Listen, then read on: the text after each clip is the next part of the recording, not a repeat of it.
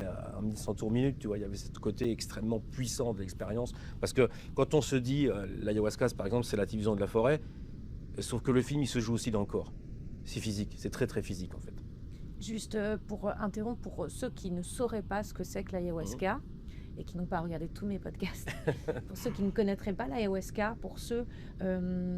et qu'est-ce que tu peux nous dire d'abord je crois savoir que Ouais. c'est le mélange De d'une deux plantes, racine ouais. et d'une plante, Mhm. d'ailleurs avec une probabilité... Mais incroyable, oui. Et ça, c'est dû au mode d'acquisition justement du savoir des chamans.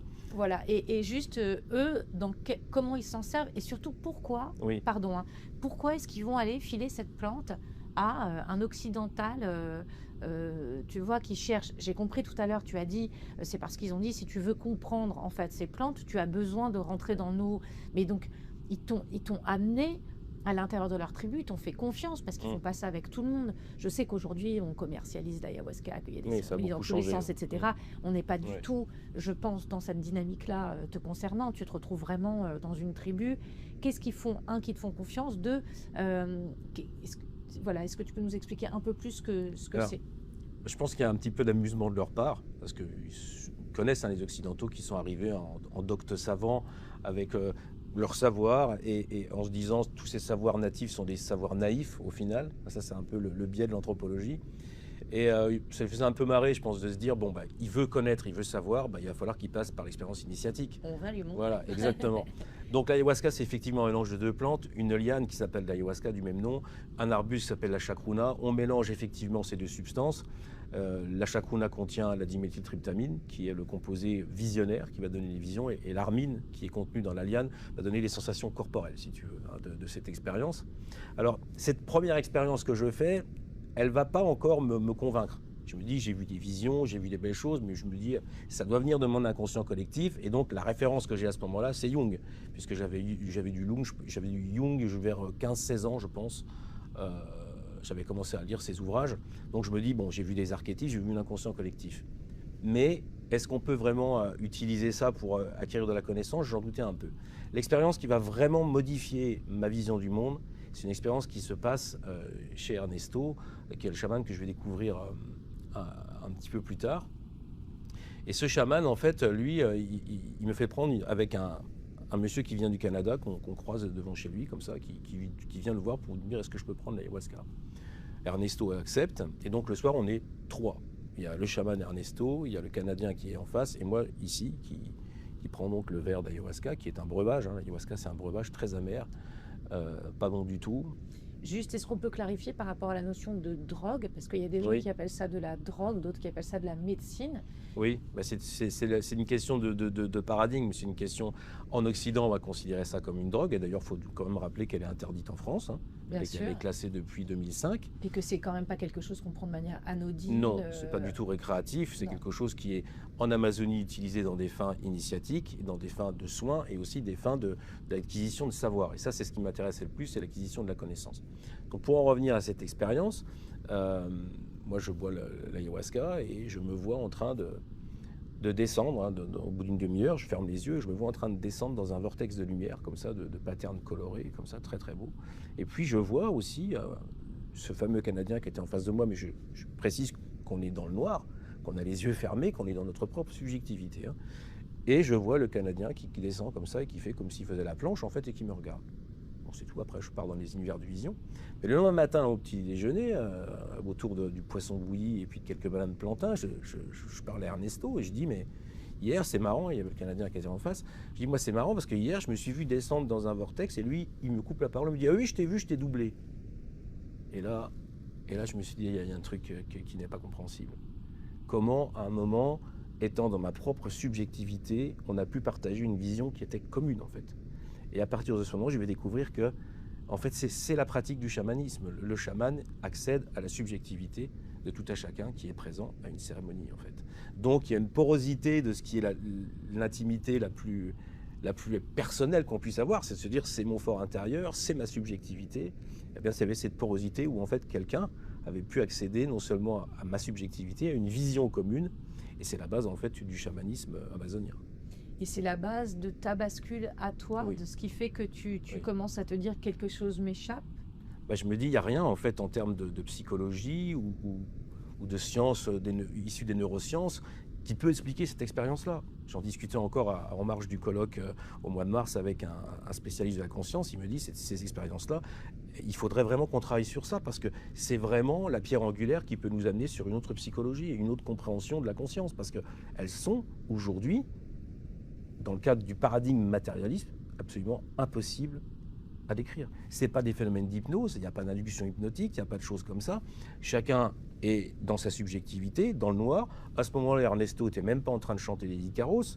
Donc c'est quand même incroyable qu'on ait accès à ces visions-là. Les Icaros, juste pour préciser. Ce sont des chants qui servent à diriger en fait l'expérience visionnaire. Et après, je suis allé encore un peu plus loin. Je suis allé dans une autre tribu sur le conseil d'Ernesto, qui est une tribu qu'on appelle les Uniquin, à la frontière du Rio Purus, où là on m'a dit, eux, c'est les experts d'aller dans des visions collectives pour voir le futur. Et là, je me suis dit, waouh, là, c'est très, très intéressant, parce que... Tu t'es pas dit c'est très, très barré, surtout? Tu t'es pas dit c'est complètement dégradant? Pas vraiment, parce que après cette expérience, je me suis documenté en termes d'anthropologie sur quelles recherches avaient été faites sur ce sujet-là. Et je me suis rendu compte qu'après la guerre, toute l'ethnologie classique, de Lévi-Strauss ou autres, ne s'est pas très intéressée à tous ces sujets, les ayant un petit peu marginalisés en disant c'est des choses un petit peu surnaturelles, ça ne nous intéresse pas trop, on va dire que c'est des croyances naïves. Mais il y a quand même un chercheur italien qui s'appelait Ernesto De Martino, lui, qui a écrit un livre qui s'appelle Le Monde Magique, où il décrivait déjà tous ces phénomènes psy observés chez les chamans. Donc, à partir de la lecture de ce bouquin, je me suis dit, moi, je vais enquêter sur ça en parallèle de mes recherches d'ethnobotanique. Voilà. Et donc, tu peux nous raconter chez les Inuits ce qui se passe pour toi? Alors, quand j'arrive chez les Inuits, on me dit... écoute, on va prendre les plantes de vision ce soir, on va prendre de l'ayahuasca. Ils sont toujours d'accord pour t'amener avec eux, et parce que c'est quand même, pardon, mais je suis un peu surprise dans le sens où j'imagine qu'ils n'acceptent pas n'importe quel occidental quand même dans leur bande, qui se rendent compte que ça a un impact fort de prendre ces plantes. Alors après, peut-être parce que tu étais recommandé par Ernesto ou comment? Parce que j'aime bien rigoler.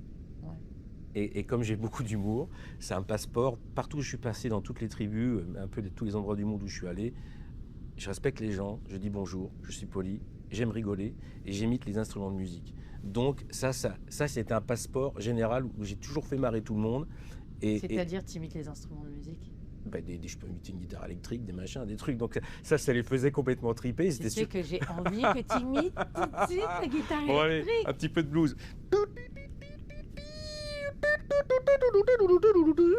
Ça va, par exemple, tu vois. Merci, ça m'a fait du bien, ça m'a fait de la joie. Et donc, si tu veux, quand je faisais ces trucs-là, je passais mieux dans les tribus que d'arriver avec un docteur savant qui aurait en fait étudié ces gens comme si ça avait été des objets, qui les aurait chosifiés. Moi, je suis arrivé en tant qu'un être humain, avec de l'humour, avec de la rigolade, et ça m'a permis, si tu veux, je pense, d'être introduit dans des choses un peu secrètes beaucoup plus facilement que si j'avais dû me comporter uniquement comme un docteur savant et tout ça, quoi. Voilà. Je me suis mis à leur égal, en fait. Voilà. Et du coup, alors?